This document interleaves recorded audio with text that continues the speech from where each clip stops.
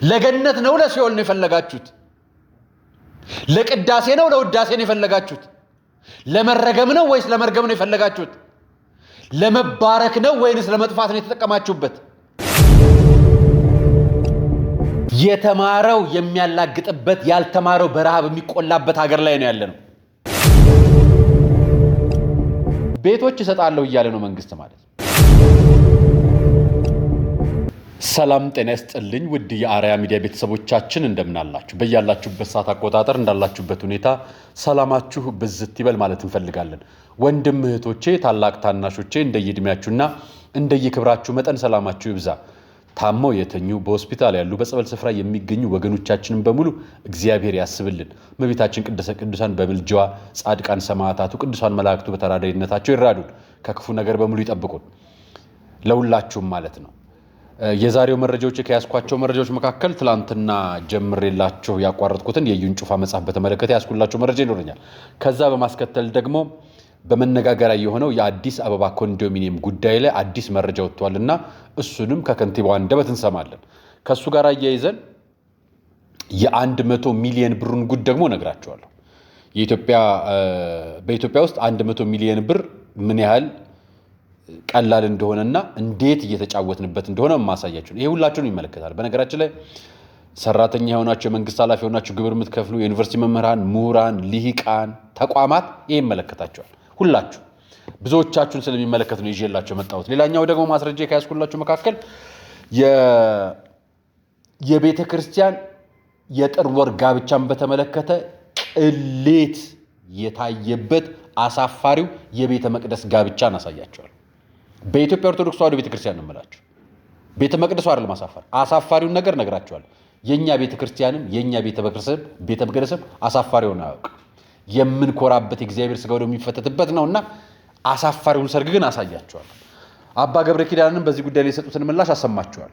ለዚህ ጉዳይ የሰጡት ምላሽ አለ፣ አብረን የምንሰማው ይሆናል። ሌሎች መረጃዎችም አያይዤ አቀርብላችኋለሁ። አርአያ መካሻ ነኝ። ይህ አርአያ ሚዲያ ነው። መረጃዎቻችን ለብዙዎች ኢትዮጵያውያን እንዲደርስልን ሰብስክራይብ፣ ላይክ እና ሼር በማድረግ በኮሜንት ማሳብ እየሰጣችሁ አግዙ። ከመሸጋገሪያ በኋላ እንገናኝ።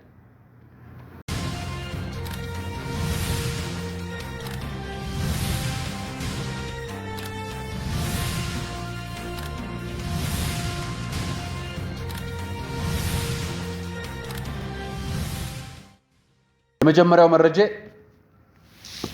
ነቢይ እዩ ጩፋ ገድለ እዩ ጩፋን እያሳተመ ነው። ገድለ እዩ ጩፋ ያልኩበትን ምክንያት አሰማችኋለሁ፣ እነግራችኋለሁ በዝርዝር። ፋስት መረጃ ትላንትና ከሰዓት በኋላ ላይ ያወጣው መረጃ ነቢይ ጩፋ መጽሐፍ ለንባብ ሊበቃ ነው ብሎ በክራይስት አርሚ ቤተክርስቲያንና ቲቪ መስራች ነቢይ እዩ ጩፋ ገናናው ኢየሱስ የተሰኘው መጽሐፍ ለንባብ ያበቃ ሲሆን በዛሬው ዕለት በሰጠው ጋዜጣዊ መግለጫም ተገልጿል። ይህ መጽሐፍ ከጥልቅ መንፈስና ጸሎት እንደተጻፈ ገልጾ ሰዎች ይህንን መጽሐፍ ካነበቡ በኋላ ቅዱሳን ለወንጌል እንዲነሳሱ የሚያግዝ እንደሆነ ተገልጿል።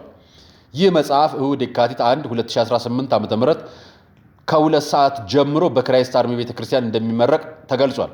ይህ መጽሐፍ ከህፃን እስከ አዋቂ አንብበው መረዳት እንዲችሉ ተደርጎ እንደተጻፈም ነቢዩ ጩፋ ተናግሯል። በሰጠው ጋዜጣዊ መግለጫ ላይ እንደተጠቀሰው የመጽሐፉ የመጀመሪያው እትም ለ50 ሺህ ኮፒዎች ታትሞ እንደሚሰራጭ ነው የተነገረው። ቢዝነስ ተቀየረ ማለት ነው። እኔ አንድ ነገር ልነግራችሁ፣ እውነት ራሱ ጽፎት ከሆነ ይመሰገናል። ራሱ ጽፎት ከሆነ ማለት ወደዛ ሄዶ ከሆነ ብዙ ጊዜ ደራሲዎች ይደርሱና ከደራሲዎቹ ጀርባ ያለው አካል ነው መጽሐፉን የጻፈው ወይ ያተመው።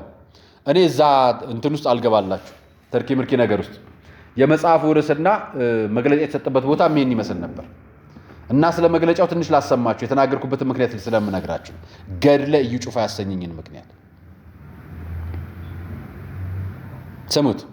ገናናው ኢየሱስ የተሰኘው መንፈሳዊ መጽሐፍ በእግዚአብሔር እርዳታ ተጽፎ ከጸሎት ከጥልቅ መንፈሳዊ አስተዋጽኦና ከቃሉ ብርሃን ተነስቶ ለአንባቢያን ልብ የሚደርስ እምነትን የሚያበረታ መልእክት ይዞ ለንባብ ተዘጋጅቶ መጨረሻ ደርሷል። ቀርቦላችኋል።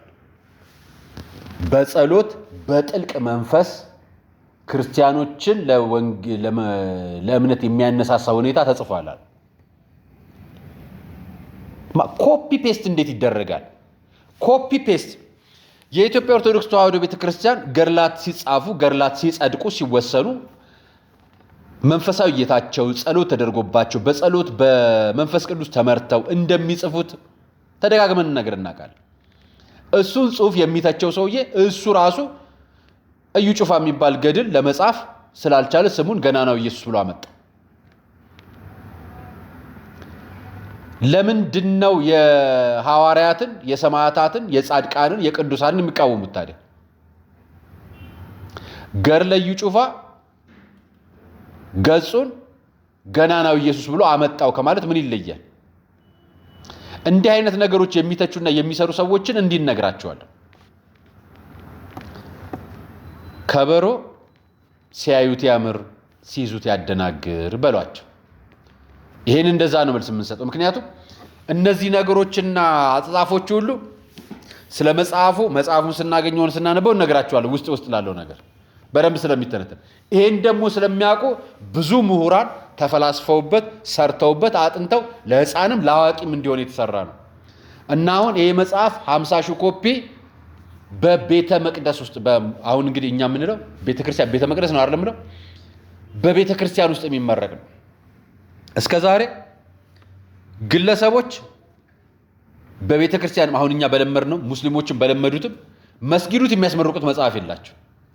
ፕሮቴስታንቶችም መጽሐፋቸውን በአደባባይ ነው፣ ምክንያቱም የራሳቸው መጽሐፍ ስለሆነ። በኢትዮጵያ ኦርቶዶክስ ተዋሕዶ ቤተክርስቲያን ቤተ መቅደስ ውስጥ የሚመረቅ መጽሐፍ የለም። ብቸኛው ነው። ብቸኛው በቤተ ክርስቲያን ውስጥ የሚመረቅ መጽሐፍ አንድ ተገኘ፣ ገድለ እዩ ጩፋ።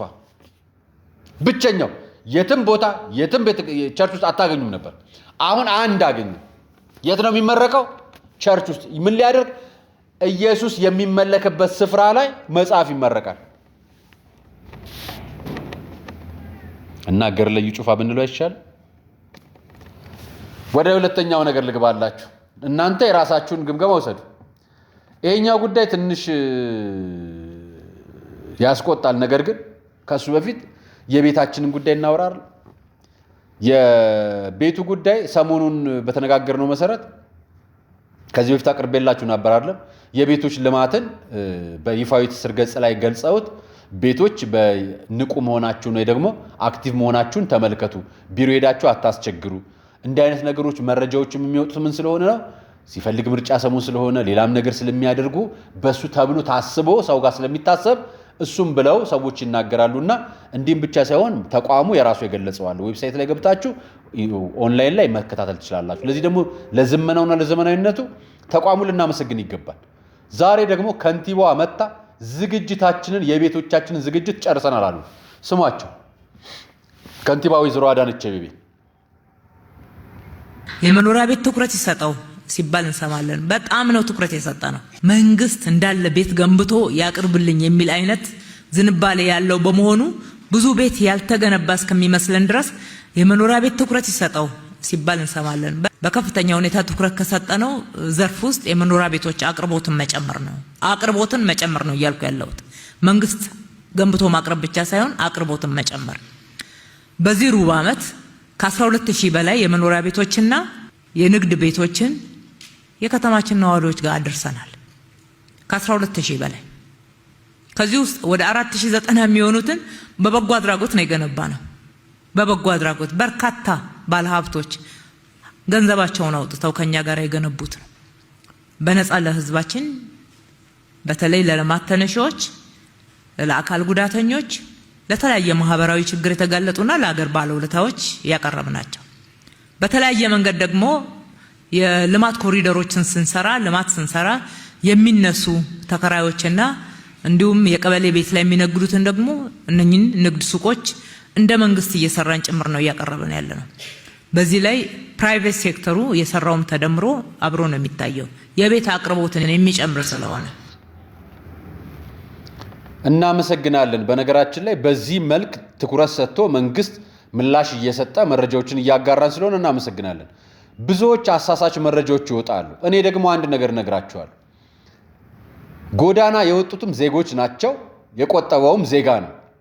ስለዚህ ሁሉም ሰው ቢቻል በቆጠበው ልክ ወይ ደግሞ በቆጠበው ጊዜ ዕጣ እንዲወጣለት ይፈልጋል። አሁን ቤት በጣም ሴንሲቲቭ እና ውድ ነገር እንደሆነ ይታወቃል እና መንግስትም በዚህ ጉዳይ ላይ ትኩረት ሰጥቼ እየሰራሁበት ነው። በሩብ ዓመት እንኳን ከ12000 በላይ ቤቶች ሰርቻለሁ፣ ከ11000 በላይ ቤቶች ሰርቻለሁ። ይሄንን ቤቶችም እያከፋፈልኩ ነው በየተለያየ ጊዜ። አሁን እየተገነባ ላይ መስላችሁ ይችላል። ውስጥ ግን ብዙ እየገነባን ነው። ተጨማሪ ደግሞ የግል ሴክተሩም አብሮን እየሰራ ነው ብለዋልና እኔ በልማት ተነሽ ምክንያት በተለይ ከአስፋልት ዳር ሆነው ከኑሯቸው የተፈናቀሉ ጎዳና ያሉ የአካል ጉዳተኞችን ድጋፍ ለምታደርጉት በአደባባይ ምስጋና ይገባቸዋል። ቀጣዩን ህዝብ ይጠብቃል። እዚህ ንግግር ላይ ሌሎችም ንግግሮች አሉ።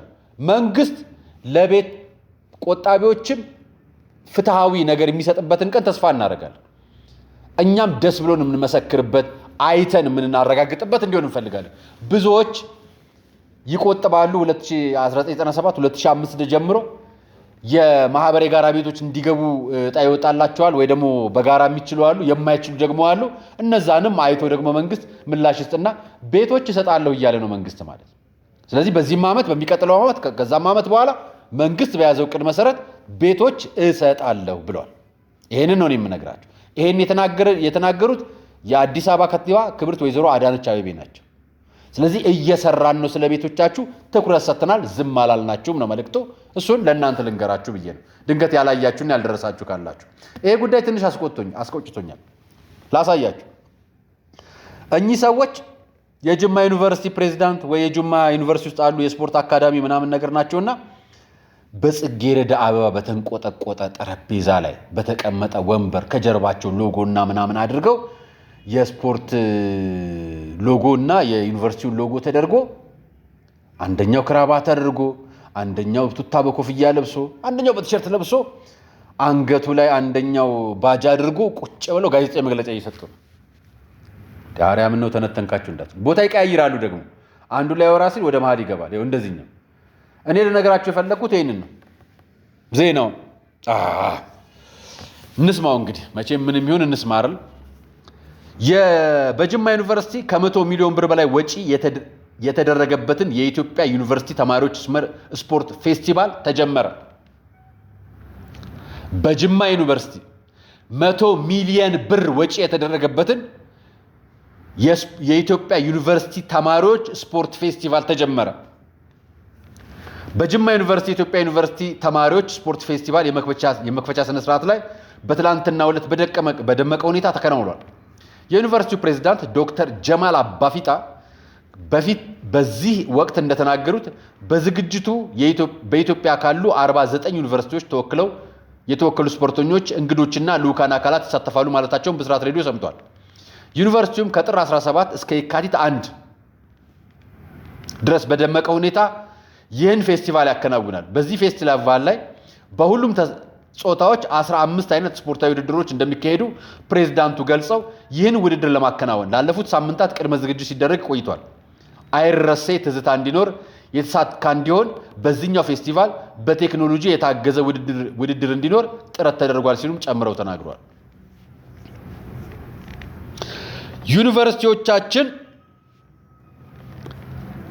ኮምፒውተር ሳይንስ የሚማረው፣ ኢንጂነር የሚማረው፣ ስፖርት ሳይንስ የሚማረው፣ የተለያየ ባዮሎጂ የሚማረው፣ ፊዚክስ የሚያጠናው፣ ሕክምና የሚያጠናው ሁሉም ማለት እነዚህ ናቸው የሚወዳደሩ ተማሪዎች እና ከጥር 17 እስከ የካቲት 1 ቀኑ ስንት እንደሆነ ታውቃላችሁ? 14 ቀን። በ14 ቀን 100 ሚሊዮን ብር ወጪ ያደርጋል ዩኒቨርሲቲው።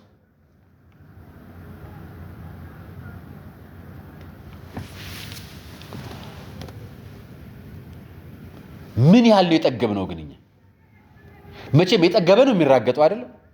እኔ አስተያየት ነው የምሰጥበት፣ የራሴን አስተያየት። ስፖርት አያስፈልግም እያልኩ አይደለም። ስፖርት ከማስፈልጉ በፊት ይህን ፎቶ አይታችሁ ታውቃላችሁ? ይህን ዜና ወርልድ ፉድ ፕሮግራም ነው ይህን ያወጣው። በኢትዮጵያ ውስጥ የሚገኙ ስደተኞች ለረሃብ ተጋልጠዋል። ይሄ ራሱ ከሌላ ሀገር መጥተው ኢትዮጵያ ውስጥ ለተጠለሉ 78 መጠለያ ጣቢያዎች ነው። የዓለም ምግብ ፕሮግራም በኢትዮጵያ ለሚገኙ ስደተኞች ያለው ምግብ እርዳታ ሊቋረጥ ነው እንደሚችል ታስጠነቀቀ። ይሄ ከውጭ ለመጡት ነው የምነግራችሁ። እሺ ይሄን ሳታውቁት ህጻጽ ይሄን ላሳያችሁ። ይሄን ሳያችሁት ተመልከቱት ቪዲዮ። እናንተ በስፖርት ኳስ ትጫወታላችሁ። ያች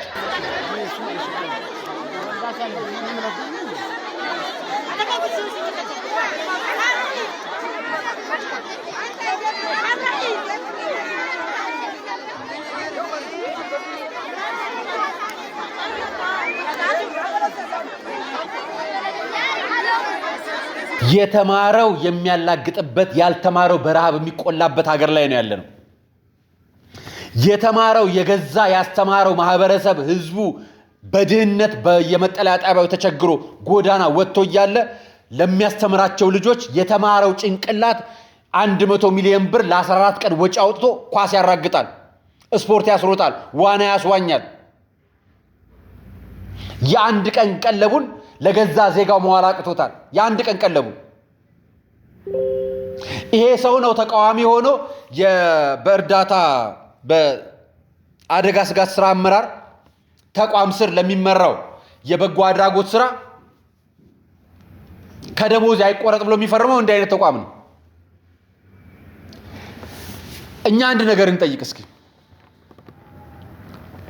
የተማርነው ስለ ሰው ልናጠና፣ ስለ ሰዎች ልናስብ፣ እርስ በርስ ልንደጋገፍ፣ ሀገራችን ልናሰለጥን፣ ልናበለጽግ እንጂ ጎረቤታችን ተርቦ እኛ በጥጋብ ላይ ጥጋብ ጨምረን በጥጋባችን ልክ ኳስ እየተጫወትና እየተራገጠን እዚህ ደግሞ ዳቦ አጥተው እጃቸውን የሚዘረጉ ህፃናት አሉ። ትምህርት ቤት መሄድ ያቃታቸው ስደተኛ ጣቢያ ላይ ያሉ ከ5.2 ሚሊዮን በላይ ስደተኛ ኢትዮጵያ ውስጥ አሉ። ኢትዮጵያ ውስጥ በተለያየ ስፍራ ነው የምነግራቸው። ትግራይ፣ አማራ ክልል፣ ኦሮሚያ ክልል ውሰዱት፣ ሶማሌ አሉ መጠለያ ጣቢያ ውስጥ ያሉ ከ5.2 ሚሊዮን በላይ 100 ሚሊዮን ብር ግን ለማን ወጥቷል? ለኳስ። መዋቅር ከሆነ ደግሞ እንዴት አንድ ሀገር፣ እንዴት አንድ የምንሰራ ተቋም፣ እንዴት አንድ የተማረ ተቋም በሀገሩ ላይ የራሱን ተቋም ብቻ በመምራት ላይ ብቻ ያስባል? እንዴት ቪዥነሪ አይሆንም? እንዴት ሰፋ ያደርገውም? እንዴት ትልቅ አያደርገውም? ያውም ዩኒቨርሲቲዎቹን የሚመሩ ታላላቅ ሰዎች። አንድ ልጅ ቃለ ቀርን ሚዲያ ላይ ሰርቸው ነበርና የተማሩት አለኝ ኢንፎርሜሽን ያዙ እንጂ ዕውቀት የላቸውም ማለት። የገዛ ዕውቀት ለወገን ካልሆነ፣ የገዛ ዕውቀት ለችግረኛው ካልሆነ፣ የገዛ ዕውቀት ለእናት ለቤተሰብ ለአጎት ለአክስት ለአያት ካልሆነ የገዛ ዕውቀት አንተን እየበላህ ነው። እኔ የምናገረው ችግራችን ጥጋባችን እንዲህ ወጥቶ ይመስል እዩት። ይሄ ውጭ እኮ እንዲህ ነው የሚደረገው። እዩት ይሄን ቪዲዮ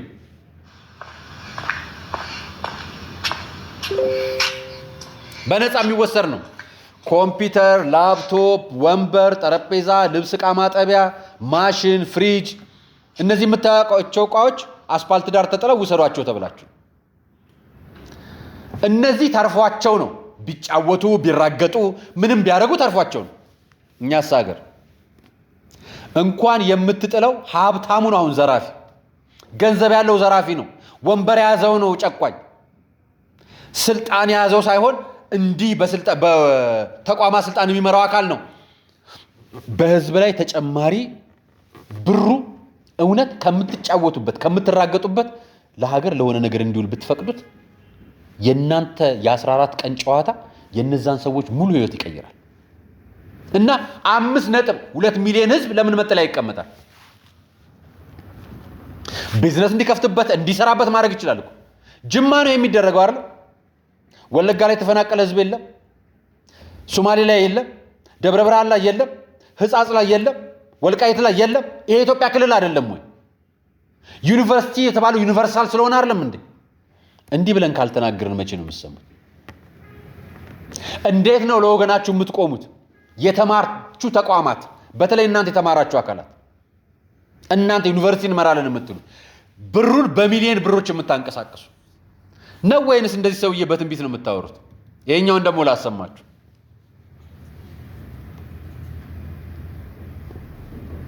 መቶ ቢሊዮን ነው ገባልህ? 100 ቢሊዮን አንተ ስም ተጽፎ ነው 100 ሚሊዮን አካውንት ላይ መጣበት። ማታካ ፓራዳ ጋላዳ ባያስ በንግድ ባንክ ነው የገባው፣ በቴሌብር ላይ ከዚህ በፊት ባይዘው 100 ቢሊዮን መባል ነገር ታቋል። ሰምተህ ታቋለህ? በምን አጋጣሚ መቼ ነው የገባው ይሄ 100 ቢሊዮን? ትላንት ወደ 3 ሰዓት አካባቢ ምናምን ነበር። ተከስ መጣ በጊዜው። እኔ ከጸለይኩ ከስንት በኋላ ነው? በሶስተኛ ቀን ተከስት መጣ። ምን የሚል ተከስት መጣ? ያችን ለከለ ብሎ ስንተጠራ እንጂ ቲቪ ጸሎት ካደረገ በኋላ በሶስተኛው ቀን 100 ሚሊዮን ብር ያስገባው ነብይ ነው የምነግራችሁ። እና ዩኒቨርሲቲዎቻችን በእንደዚህ አይነት ጸላዮች ናቸው እንደ ሚሊዮን ብር የምታስገቡት 100 ሚሊዮን ኢትዮጵያ ብር። ይሄ 100 ቢሊዮን ነው። በነገራችን ላይ 100 ቢሊዮን ሲል በጣም ነው የገረመኝ። ላሳያችሁ አንድ ነገር አዲስ ዘመን ላይ ዛሬ ወጣ መረጃ ነው። በኢንዱስትሪ ዘርፍ 200 ቢሊዮን ብር በላይ አዲስ የኢንቨስትመንት ካፒታል ተመዘገበ። ግማሹን ያዘላችሁ ነብይ አለ። አንድ ነብይ። ይሄን ዜና ለምን እንዳልተዘገበ ነው የገረመኝ እኔ ራሴ። የዘመን ባንክ ሀብት በሙሉ የዚህ ነብይ ነው። እዩት። ዘመን ባንክ አጠቃላይ ሀብቱ 100 ሚሊዮን ብር መሻገሩን አሳወቀ። 100 ቢሊዮን ብር። ይሄም ሰውዬ ጸሎ ያስገባው 100 ቢሊዮን ብር ነው። እና ዘመን ባንክን ለግለሰብ ያወረሰው ሰውዬ ማለት እንደ ውሸታችሁ ስለማያልቅ ድፍረታችሁ ስለማይበቃ እነዚህ ሰዎች እናንተ በግ ጠይቋቸው። ብሔራዊ ባንክም ተቋማትም መጠየቅ ትችላላችሁ። በዚህ ጉዳይ የሚመለከታቸው አካላት አላችሁ። በሰላም ሚኒስቴር ስር የሃይማኖት ተቋማት የሚመራ ዘርፍ አለ። እንደዚህ አይነት ነቢያት ነን ምናምን የሚሉትን ህዝብን እንደዚህ የሚያታልሉትንና ይሄ በፎርጅድ የሚሰሩትን ከነዚህ የተሻሉ ሰዎች አታገኙ፣ በማስረጃ ጭምር ማለት ነው። ስለዚህ በማስረጃ ስለነገራችሁ እናንተ ማውጣታት የእናንተ ኃላፊነት ነው። እኔ መረጃውን ለእናንተ የማጋራት ነው። ነገር ግን የጅማ ዩኒቨርሲቲ በ14 ቀን 100 ሚሊዮን ብር ያወጣል። ድሃና ችግረኛ ተርቦ ስቃዩን የሚበላበት ሀገር ላይ ልጆች ዳቦ እጃቸውን እየዘረጉ ጆን ዳንኤል የሚባል ወጣት በየክፍለ ሀገሩ በየገጠሩ እየሄደ ለ10 ሺህ ሰው በ1 ሚሊዮን ብር ንጹህ ውሃ እያወጣ እየሰጠ፣ እኛ ግን ተምረናል እንላለን። እኛ ግን የተማርን ነን። እስኪ ከስፖርቱ በኋላ ውጤታቸው ምን እንዲሆን ፈልገን ነው? ምን እንዲያደርጉ ነው? በስፖርቱ አንደኛ ከወጡ የከፍተኛ ማዕረግ ይሸለማሉ ልጆቹ? አይሸልሙም አይደል? በቃ አለቀ። የእነሱ የሚመረቁት ሌላ ሙያ ላይ ናቸው። ግን ዩኒቨርሲቲዎች የሚያወጡት በጀት መፈተሽ የለበትም? መንግስት በዚህ በኩል የራሱን ጉዳይ ያህል ትምህርት ሚኒስቴርም የጠቅላይ ሚኒስትር ጽሕፈት ቤትም ያህል ብዬ አስባለሁ። ከዚህ በኋላ ወይ ደግሞ ይህንን ጉዳይ ይመረምራል ብዬ አስባለሁ። ነገም ከነገ ወዲያ ይህንን ብር ለሚያወጡ አካላት ጥያቄ እንዲፈጥር ስለፈለግኩ ነው። 100 ሚሊዮን ብር ካንተም ካንቺም ከኔም ከነሱም ግብር የተሰበሰበ ነው።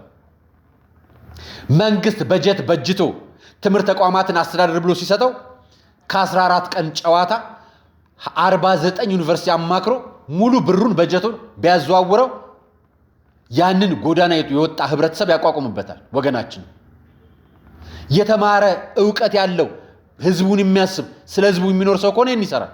ካልሰራ ግን የራሱ ጉዳይ ነው። የራሱን ብቻ ነው የሚያስፈጽመው። ይህን ቪዲዮ አይታችሁታል? ተመልከቱት። ይህን ጋብቻ የቤተ መቅደሳችንን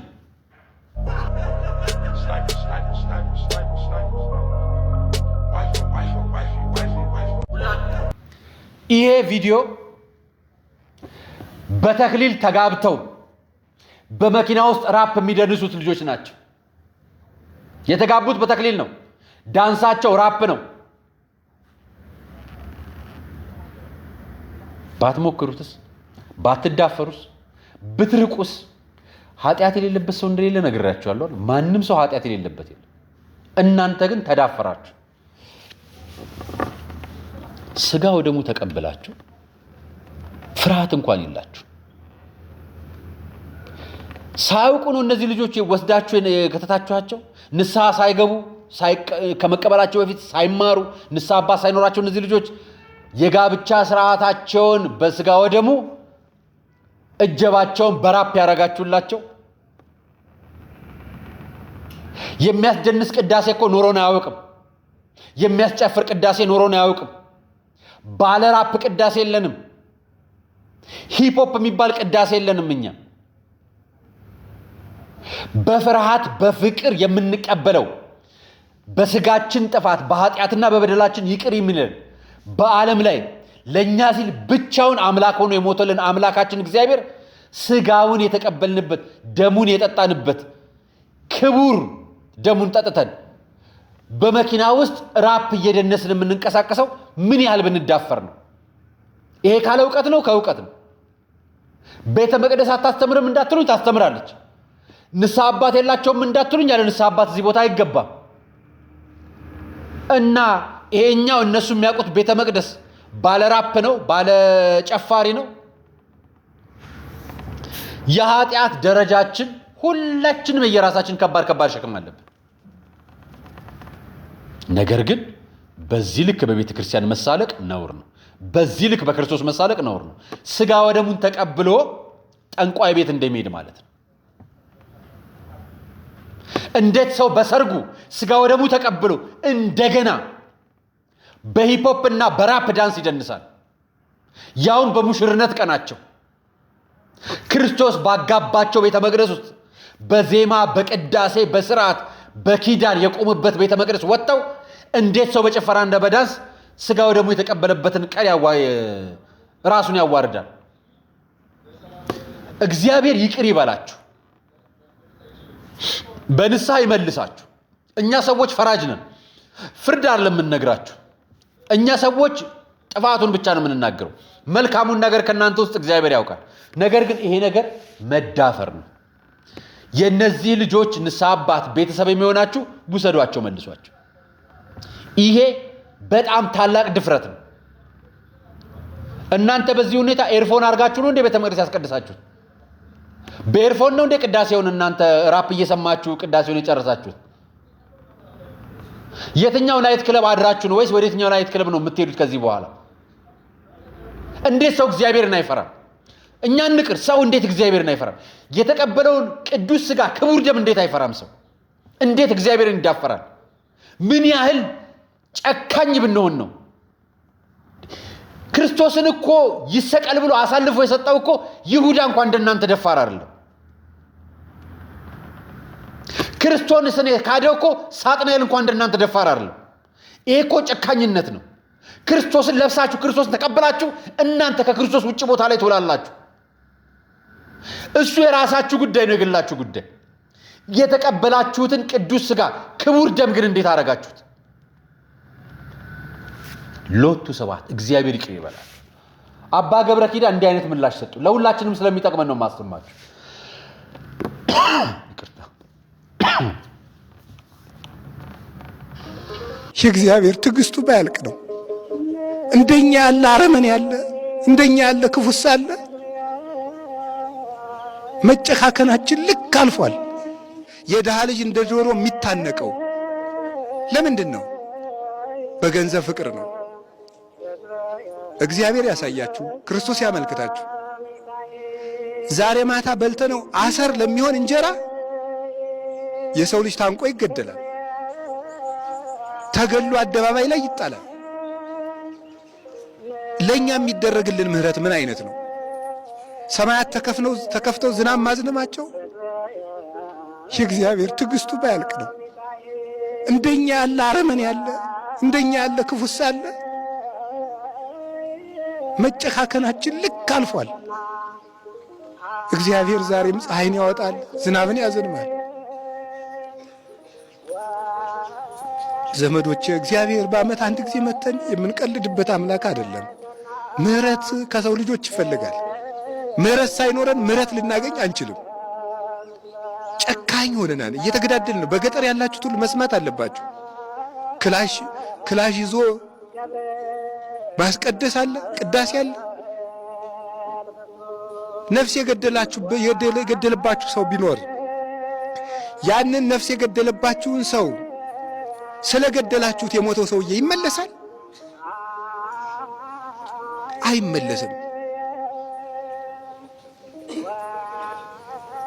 የሰው ያለህ ነው የሚያሰኝ። አምላክ የሞተለት ሰው ተናቀ። ለአንድ ሰው እኮ በግ አይደለም የታረደው፣ ክርስቶስ ነው የታረደለት። ታውቃላችሁ? ሰው ክቡር ነው። ለሰው አምላክ ሞቷል። ውድ ገንዘቡን በእርሻ የተዳፈነ ዕንቁ ፍለጋ ያለውን ከፈለ ማለት ዓለም ያዳፈነውን የሰው ልጅ ለመፈለግ ክርስቶስ ራሱን አሳልፎ ሰጠ። ክርስቶስ ራሱ አሳልፎ የሰጠንን ነው እኛ የተሳለቅን ያለነው። ራሱ አሳልፎ የሰጠንን እኛን ለማዳን። ትዕግስቱ ምን ቢሆን ነው? እውነት ትዕግስቱ ምን ቢሰፋ ነው? በየቀኑ እያንዳንዳችን ተራ በተራ የግል ኃጢአታችን እንደገና ደግሞ ቤተ መቅደስ ገብተን እንዲህ አይነት ድፍረት የምንዳፈረው? እውነት ለመቼ ሊሆነን ነው ዳንሱ? ለገነት ነው ለሲኦል ነው የፈለጋችሁት? ለቅዳሴ ነው ለውዳሴ ነው የፈለጋችሁት? ለመረገም ነው ወይስ ለመርገም ነው የፈለጋችሁት? ለመባረክ ነው ወይንስ ለመጥፋት ነው የተጠቀማችሁበት? ክቡር ደሙን ቅዱስ ሥጋውን ተቀብላችሁ ሰው ለማዳን የመጣውን ክርስቶስ በዳንስ የዘበታችሁበት፣ የተቀበላችሁትን ሥጋና ወደም የማታከብሩ የተቀበላችሁበትን ምክንያት ያልገባችሁ እናንተ ተጋቢዎች ምን አዋቂ ሆናችሁ ነው? እናንተ እላያችሁ ላይ ስላደረው ቅዱስ ደም ክቡር ሥጋ ነው እንጂ የምናገረው ስለ እናንተ የግል ኃጢአት አይደለም። መብታችሁ ነው። ማንም ሰው ሲኦል መግባት ይችላል ፈልጉ። ማንም ሰው ደግሞ ገነት ሊመርጠው ይችላል ፈጣሪ። እሱ በስራው ይለያል። በስራው ማለት ራሱ ለምኖት ጠይቆ ፈጣሪ ቅር ሲለው ብቻ እንዲህ ለመቀበል መዘርጋት ግዴታ ነው። እኛ የዘረጋነው ወዴት ነው? እንደው ፈጣሪ ትዕግስቱ የት ጋ ነው? እንደው ፈጣሪ ትዕግስቱ መጨረሻ የት ነው? እንጋደላለን፣ ሌላ ነገር ሁሉ እናረጋለን። እውነት እንጋደል። እውነት ይሄ ሌላኛው ጭካኔ ይሻላል። እውነት ሌላኛው መዘባበት ይሻላል። እውነት ሌላኛው መጠፋፋት ይሻላል። እውነት ሌላኛው መርገም ይሻላል። ቀና ብለን በገዛ አምላካችን በፈጠረን ባዳንን በተሰቀለልን ሥጋውን በቆረሰልን ደሙ ባፈሰልን እግዚአብሔር እሱን ተቀብለን የምንዘብት ከሁሉ በላይ ጨካኝ ነን። ይቅር ይበላችሁ። እኔ ይሄንን ብዬ ልዝጋው። የዛሬ አርያ መካሻ ነበር ፕሮግራሙን አዘጋጅቼ ያቀርብኩላችሁ። የነበረን ቆይታ ይህን ይመስላል። ሰናይ